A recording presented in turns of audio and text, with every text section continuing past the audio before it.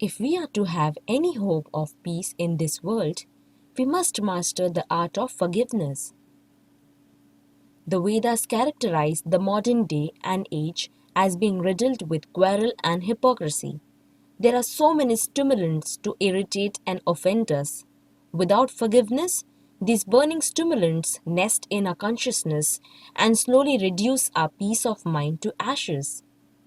However, when we understand the nature of resentment as well as our transcendental position, peace of mind arises as a concomitant factor. First, we will discuss why we should forgive and then how to imbibe genuine forgiveness within our hearts. No forgiveness equals to self harm. The first reason we should practice forgiveness is because harboring negativity dampens our life. Holding on to resentment is like holding a burning hot coal. It afflicts us within and it manifests as fire without. We hold on to the searing ember of hatred day after day, week after week, year after year, with the intention of throwing it at the object of our abuse. But who suffers? We suffer. By holding on to that fire, we are torturing ourselves. Resentment, hatred, and vengefulness are like scolding fires. And if we keep them in our heart, what will happen? They will burn our virtues and spiritual qualities to dust and leave us miserable. As long as we hold on to this negativity, we will be negatively affected.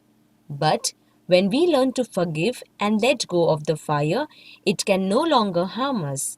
In this way, forgiveness extinguishes the flames within and gives way to a calm and cool heart.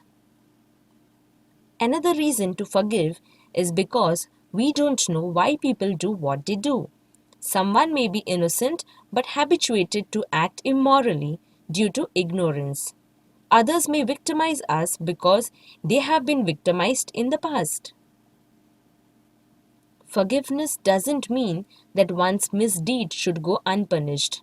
It means to be the well wisher of even our enemies by understanding that we are all fighting a hard battle. It's easy to theoretically speak about forgiveness, but actually imbibing it in our hearts is often quite difficult. To truly let go of our resentment, it is important to understand the actual phenomenon taking place. The fact is, we are not these bodies, we are the soul. These bodies are temporary vehicles. We are the source of consciousness that animates the body and witnesses what happens to it.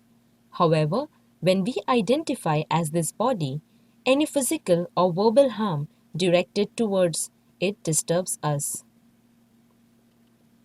Bhagavad Gita explains that the soul can't be burnt by fire, can't be drowned by water, and can't be disturbed by words.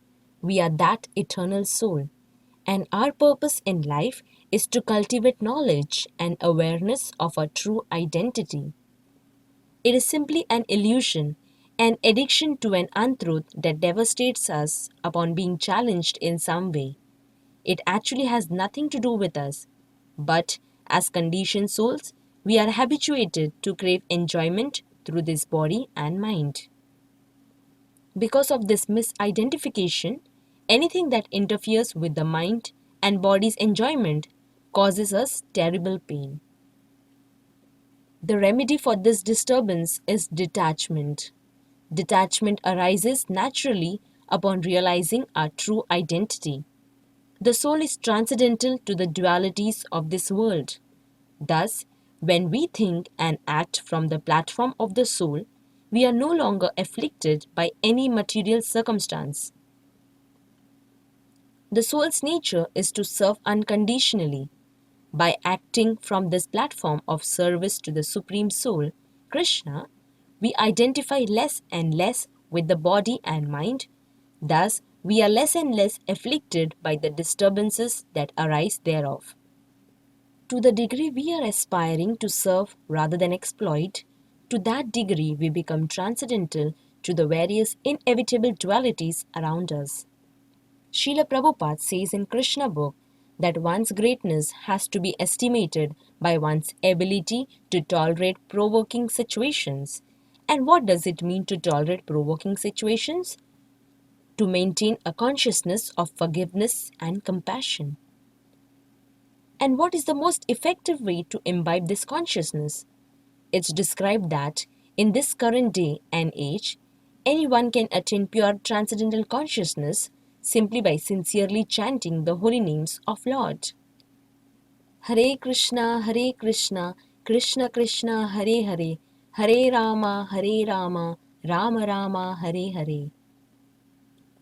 The power of the holy name is to free us from all disturbances of this world was showcased in the life of Haridas Thakur. Due to worshipping Krishna in a Muslim ruled state, the king condemned Haridas to death. The king's men dragged him by the hair through public marketplaces, beating him with clubs, pounding him. They were screaming nasty slurs at Haridas, torturing him ruthlessly.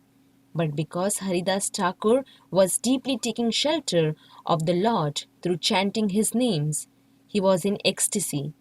His communion with God through his name was so deep, he just didn't mind the severe inflictions on his body or the blasphemies upon his ego. As he was being beaten, he chanted with this prayer in his heart: My dear Lord Krishna, please forgive them.